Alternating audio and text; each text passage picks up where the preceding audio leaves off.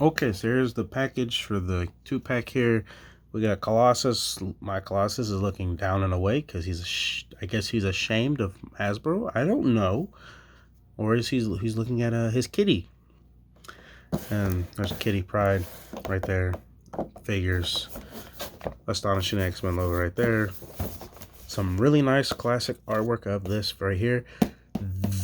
That looks way better than that. But we're gonna talk about that.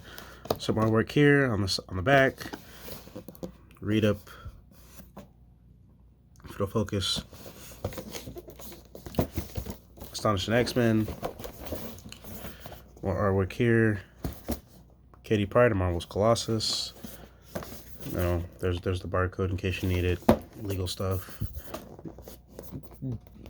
Don't eat plastic. That's what that is.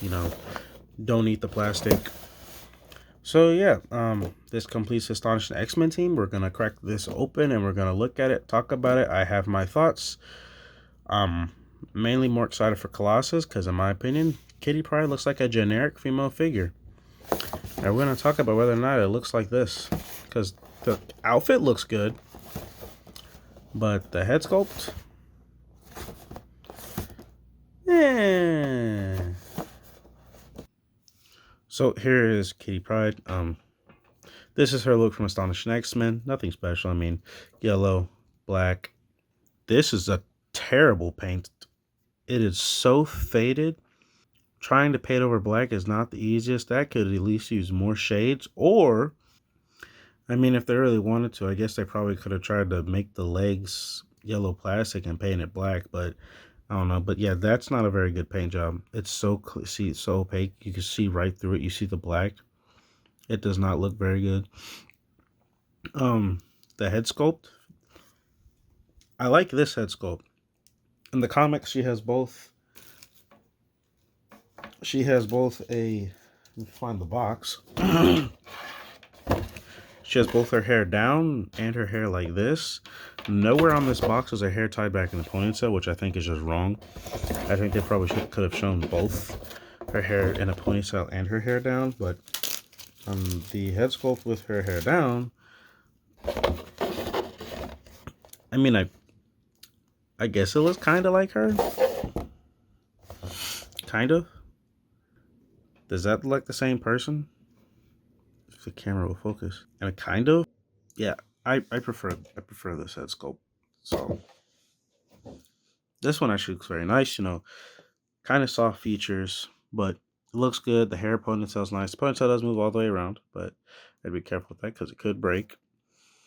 My other complaint: this belt should not be floating this much.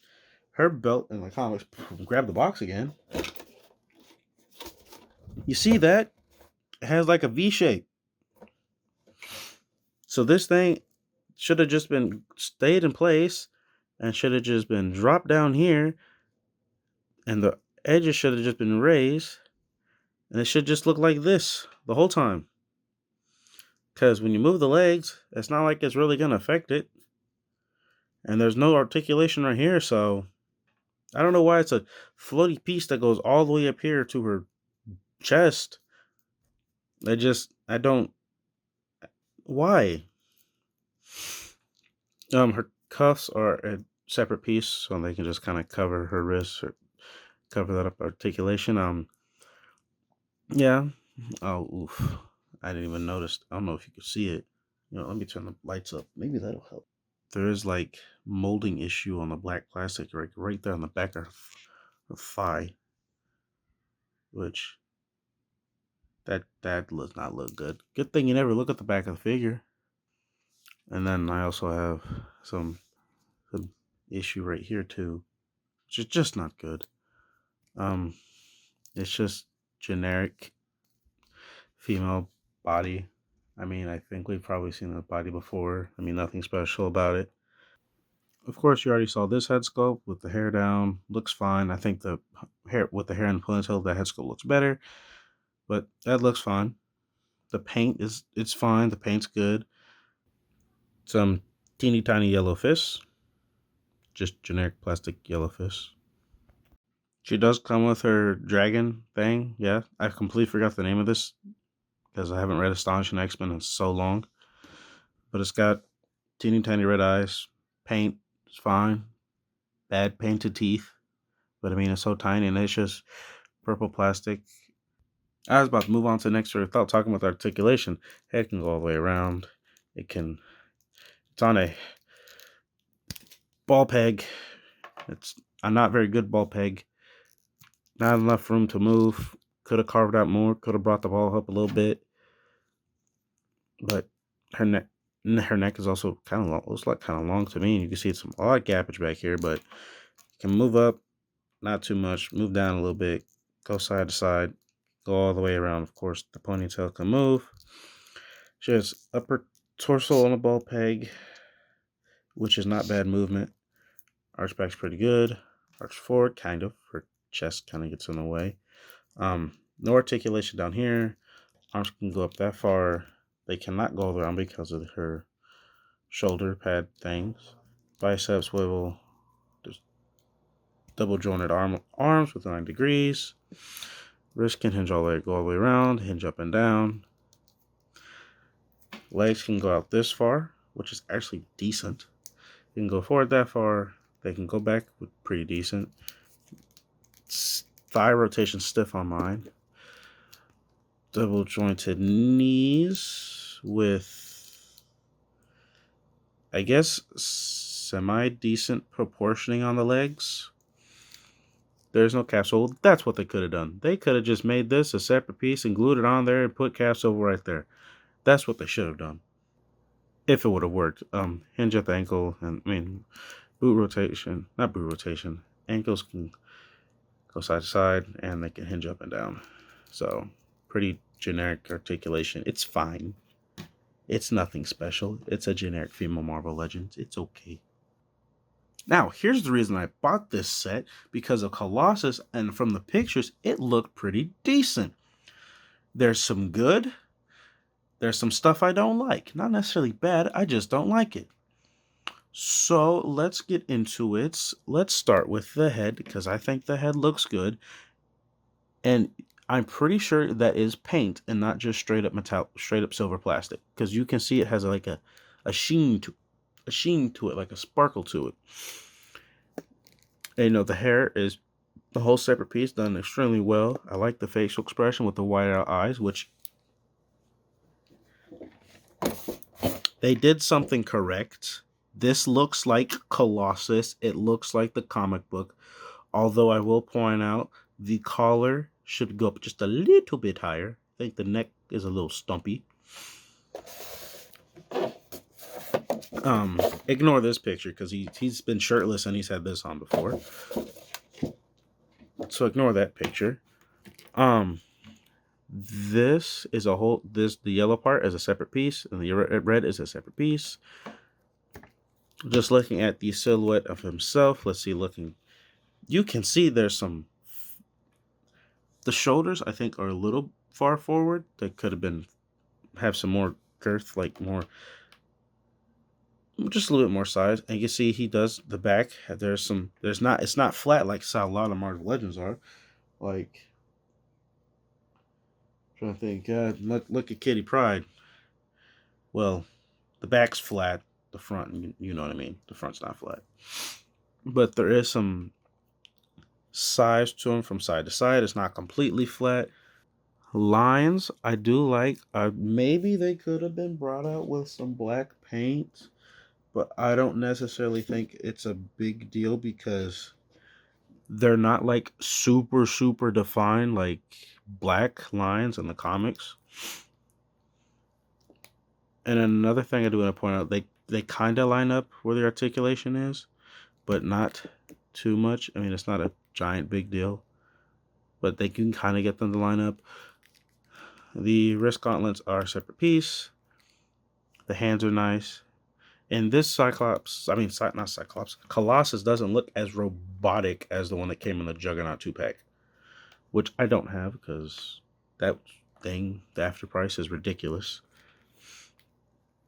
Yellow is nice. I like how they did this separate piece and this is a separate piece, and the reds match up nicely all around. Even on the boots, this is painted decent. There's some minor issues with the paint on that part right there. And then now I understand why they did his like shorts kind of this way. In the comics, he doesn't really have shorts. It's more of like a, there's no like short pieces. But I understand they kind of did this to help with your articulation because in the comics it's not really like this. It's more of just like a V right here. I guess a little bit of shorts, but they kind of extended it to help hide the thigh articulation. Which I mean, they probably could have done the lines, but it probably been too thin. The lines probably been too thin, which I mean I get and I understand. And you could probably hear the air conditioner going, so just ignore that. But nope, I like how they didn't just make it silver plastic. It actually has a nice sparkle to it. It looks like it's been painted. When Marvel Legends do metallics, they paint it really well. I am very happy with this part of the figure. You know, there's not a lot of thigh gap. But the legs go together pretty well. I think the thighs could have been just a little bit meatier because the calves I think are a fine size. I think they could have made the thighs just a little bit bigger, pinch more in at the knees, and then pinch just a little more in at the ankles. But on that, I think it's fine. I think this is a decent Marvel Legends figure. You know, the paint's not terrible. It's decent. There's some nice gold paint here. This is the X is painted decently. There's a little bit of red paint smearing into on the gold. The back is fine. There's some fabric tugs in the behind area. The yellow's very bright. The only thing I think they probably could have done was some shading. Some paint would have probably made this go a long way.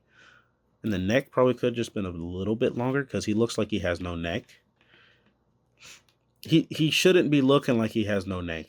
Like he literally looks like he has no neck. So that is a complaint. There could have been more shading here, more shading on the red, just in the muscle areas, just to bring out the definition a little bit more. There's subtle shading, but it's not anything special. It comes with like some open mauling hands, you know, nice little mauling hands, painted. At least I think I just dropped one. I'll get that later, but yeah, I think it's painted because you can tell the if I, camera will focus the difference between the plastic here and this. So that's not painted. This is. So nice little mauling hand. And it also comes with an anger expression that actually looks really well. Whited out eyes. The hair is good. And you can see his gritting teeth, which looks very nice. I like this head sculpt. I'm probably just going to keep the normal head on, but this is a nice head sculpt to have on here. Now let's look at the articulation for Colossus. Normal Legends articulation. Head can kind of look up, but because, you know, he has not a lot of neck, there's not a lot of room. Can look down just a little bit. Can go all the way around. Barely any tilt. Ball pegs. Ball pegs, Hasbro. Ball pegs, please. That's the way to go. Always will be. Shoulders can go up that's high. Can go down. And this is something I want to point out. What is this? Is this like supposed to be a rotator cuff butterfly joint hybrid? Because it can't really go back. And there is no going forward or up. And also, the shoulders on this figure are just a little bit better. They could have been just a little bit higher, but I'm kind of fine with it. This seems a little stumpy, slouchy still. Arms go all the way around. Bicep rotation down here with a single jointed elbow. I mean, not a big deal. It gets about a 90-degree bend. Wrist can rotate all around and then can hinge, although the cuffs kind of get in the way. So meh. Ball jointed upper torso, which gets decent. It can go forward that far. It can go back that far.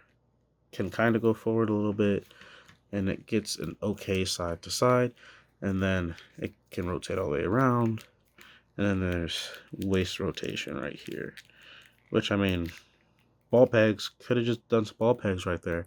And also, you see how his belt is nice and tight? They could have done that with hers, just made it tighter. And then, of course, legs can go forward this far. They can't really go back at all. Thigh rotation. Double jointed knees. Although the upper part of mine is really tight. Yeah, double jointed knees. Good proportioning. Same size from here to this. From the foot to the knee area, about same size as the thigh. And then no boot rotation. Ankles can hinge up and down, and good ankle rocker. And also, are his feet that big in the comic? Because I don't remember. Good lord, Bigfoot right here. This dude got some big feet. Oh my goodness, are his feet that big in the comics? I don't remember. It's been a while. But nope, solid, decent Marvel Legends.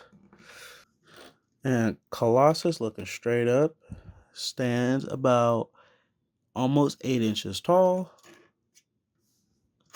And Kitty Pryde is just about 6 inches tall. And as a comparison, here they are with the Jada Toy Street Fighter Akuma. And here they are with the rest of the Astonishing X-Men team that I have so far. I still need to get the Cyclops and the Emma Frost, that is Lilia Brick. So I have to backtrack and get those, but here are the 4 members of the team that I have so far. But with all that being said, you can pick this up at, I got mine from Amazon. You can also get a Big Bad Toy Store. It's also in stock at Animated Earth and wherever else you get your Marvel Legends. But have an amazing day. Crimson out.